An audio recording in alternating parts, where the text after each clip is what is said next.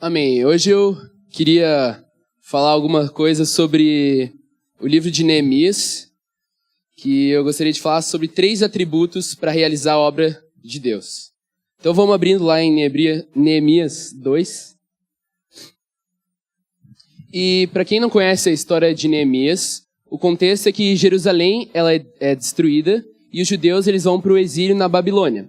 E Neemias, que era um judeu, ele também era o copeiro do rei. Quando ele soube da situação de Jerusalém, da cidade dele, do povo dele, que estava destruída, que estava toda arruinada, os muros estavam quebrados, ele ficou muito inconformado, ele começou a clamar para o seu povo e por sua cidade, ele começou a jejuar e a orar, e ele não queria mais aquela situação, ele realmente queria fazer a diferença. Então ele pede para que Deus o faça ser bem-sucedido e conceda a benevolência do rei para fazer a obra de reconstruir a cidade de Jerusalém.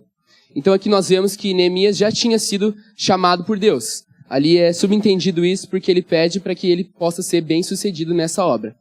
Então um dia Neemias ele recebe essa oportunidade e ele pede ao rei para que o deixe ir para restaurar a cidade de seus pais, e a cidade de Jerusalém, e o rei concede a permissão para Neemias ir.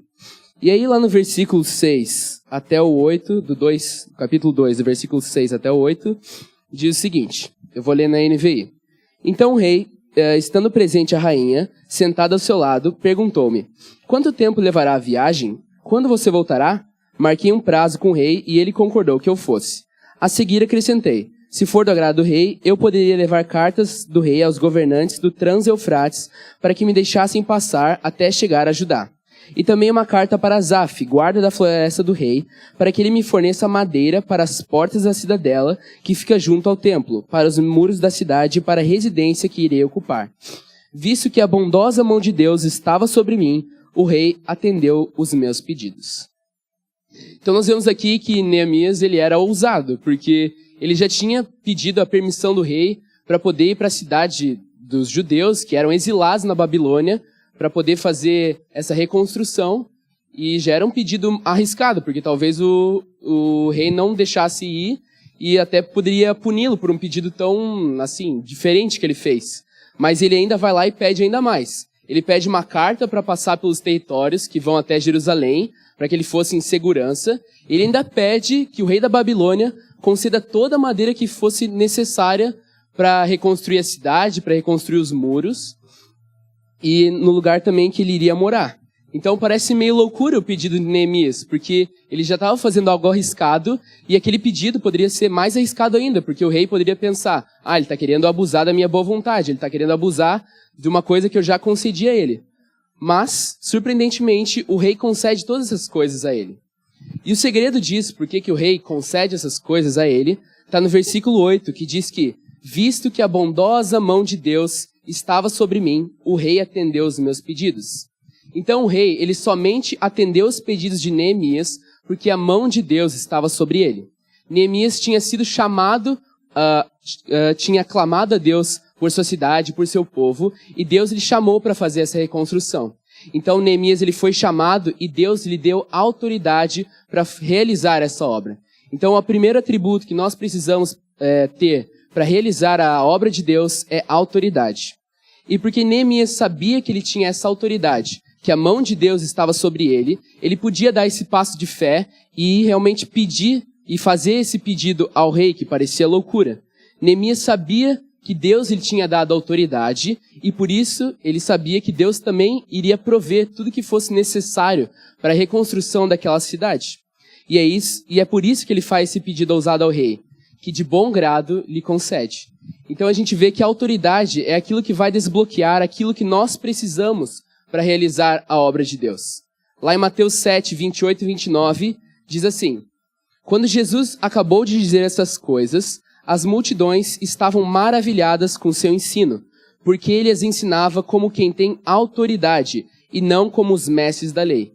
Então nós vemos que realmente a população daquela época, as pessoas daquela época, só davam atenção para Jesus, ficavam maravilhados com ele, porque ele tinha autoridade. Ele não falava como os mestres da lei, porque os mestres da lei não tinham autoridade. E o que é ter essa autoridade? Os mestres da lei, eles não faziam aquilo que eles falavam.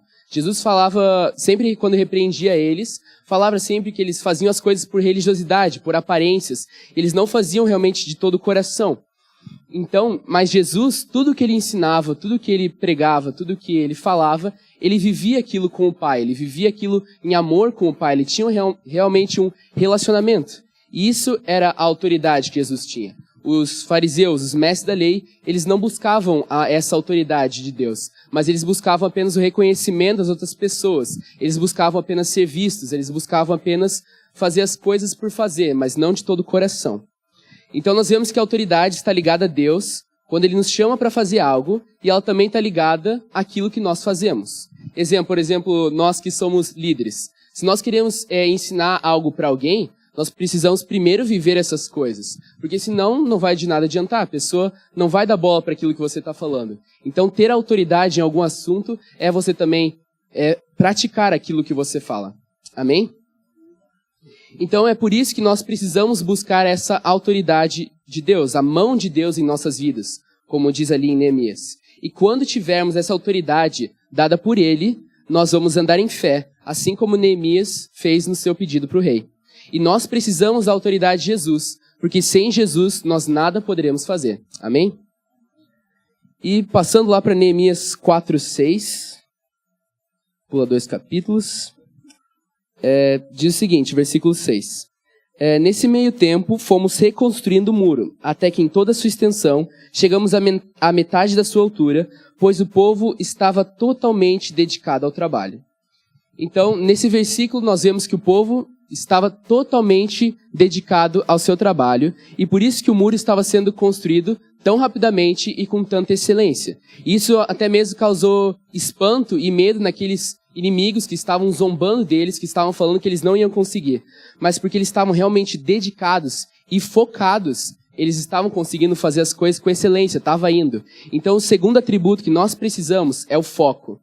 Porque quando Deus nos chama para fazer algo, nós precisamos estar totalmente dedicados, precisamos estar completamente focados, sem perder a atenção para as outras coisas.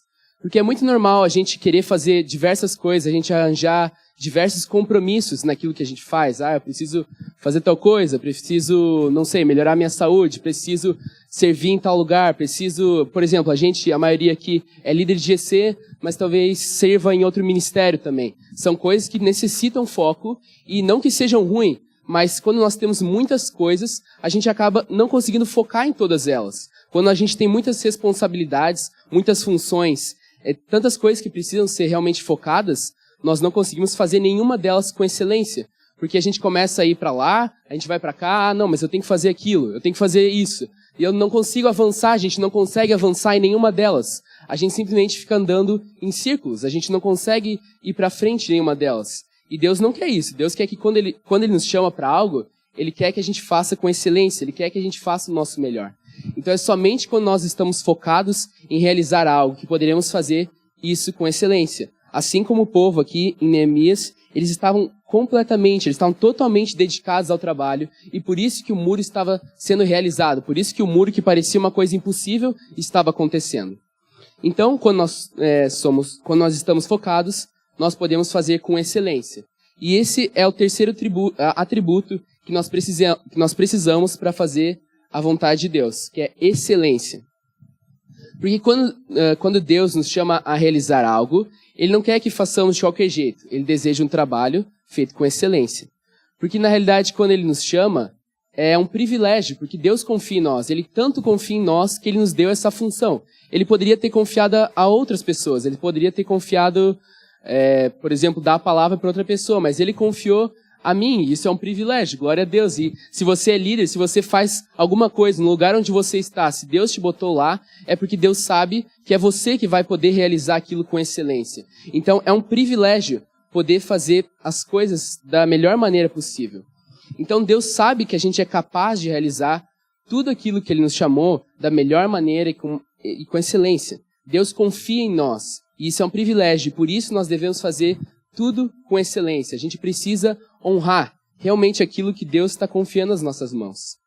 E lá em Neemias 4, no versículo 11, ele diz o seguinte, do 11 até o 18.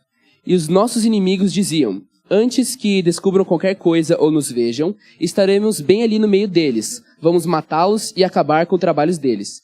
Só para explicar o contexto, esses mesmos inimigos que ficaram espantados que o muro estava realmente sendo edificado, queriam acabar agora com aquilo que estava acontecendo, porque antes eles duvidavam, mas agora eles viram que realmente estava dando certo. Então, no 12. Os judeus que moravam perto deles 10 vezes nos preveniram. Para onde quer que vocês se virem, saibam que seremos atacados de todos os lados. Por isso, posicionei alguns do povo atrás dos pontos mais baixos do muro, nos lugares abertos, divididos por famílias, armados de espadas, lanças e arcos. Fiz uma rápida inspeção e imediatamente disse aos nobres, aos oficiais e ao restante do povo: não tenham medo deles. Lembre-se de que o Senhor é grande e temível, e lutem por seus irmãos, por seus filhos e por suas filhas, por suas mulheres e por suas casas. Quando os nossos inimigos descobriram que sabíamos de tudo e que Deus tinha frustrado a sua trama, todos nós voltamos para o muro, cada um para o seu trabalho. Daquele dia em diante, enquanto a metade dos meus homens fazia o trabalho, a outra metade permanecia armada de lanças, escudos, arcos e couraças. Os oficiais davam apoio a todo o povo de Judá que estavam construindo o muro. Aqueles que transportavam material faziam trabalho com uma das mãos e com a outra seguravam uma arma. E cada um dos construtores trazia na cintura uma espada enquanto trabalhava. E comigo ficava um homem pronto para tocar a trombeta. Então nós vemos aqui que os inimigos eles ficaram espantados em como as coisas estavam dando certas, porque o povo realmente estava focado e eles estavam fazendo o melhor que eles podiam. E por isso que eles queriam atacar eles, porque eles viam que a cidade estava sendo reconstruída, uma cidade que eles nunca pensavam que ia conseguir se reerguer, que estava completamente só nos entulhos, estava completamente queimada e destruída, estava se reerguendo. Então, Neemias ele arma um plano. O povo não mais iria apenas trabalhar, eles também iriam lutar se fosse necessário. Ali ele fala que um homem ficaria pronto para tocar a trombeta, por causa que nos versículos seguintes fala que a extensão do muro era muito grande, então eles não podiam deixar todos os homens em todas as partes do muro, porque eles precisavam também construir as partes que faltavam. Então, quando ele tocasse aquela trombeta, as pessoas iam se armadas de espadas e eles iam lutar se fosse necessário. E isso mostra que eles estavam dispostos a fazer tudo aquilo que fosse necessário para reconstruir aquela cidade, para construir aquele muro. Isso é fazer algo com excelência. Se eles precisassem lutar, eles lutariam. Se eles precisassem trabalhar, eles trabalhariam. E eles fariam tudo o que fosse necessário. Então, se nós devemos fazer algo para Deus, nós devemos fazer com excelência. Se é para construir, vamos construir da melhor maneira que nós podemos. Se é para lutar, vamos lutar da melhor maneira que podemos. Porque às vezes Deus nos confia algo e que parece loucura talvez às outras pessoas, ou alguém vai tentar nos atacar, alguém vai tentar nos colocar para baixo, e nós precisamos lutar por aquilo que Deus confiou nas nossas mãos. E nós precisamos também aprender a trabalhar aquilo que nós temos. Se é para discipular, então vamos discipular da melhor maneira possível. Se é para liderar o GC, vamos liderar o GC da melhor maneira possível. Porque excelência também exige tempo, exige esforço nosso. E nós não podemos deixar que essa confiança que Deus colocou em nós, esse privilégio que é servir para Ele, a gente simplesmente desonre, a gente faça de qualquer jeito. Amém? E lá em Neemias 6 agora, capítulo 6... no versículo 15, diz o seguinte: o muro ficou pronto no 25º dia de Elul, em 52 dias. Quando todos os nossos inimigos souberam disso, todas as nações vizinhas ficaram atemorizadas e com orgulho ferido, pois perceberam que essa obra havia sido executada com a ajuda de nosso Deus. Então é aí que está o segredo de como o povo de Israel conseguiu reconstruir o muro. Eles tinham a autoridade, eles tinham a mão de Deus sobre eles. Eles também tinham foco naquilo que eles faziam. E por estarem focados nisso, eles faziam tudo com excelência, da melhor maneira possível. E através disso, Deus foi glorificado através dessa obra. As pessoas viam que não era simplesmente os homens que conseguiam fazer aquilo, mas era os homens com a ajuda de Deus, com Deus os capacitando. E é assim que Deus deseja que a gente faça a sua obra hoje, com autoridade, com a mão dele sobre nós, com foco e com excelência. Amém?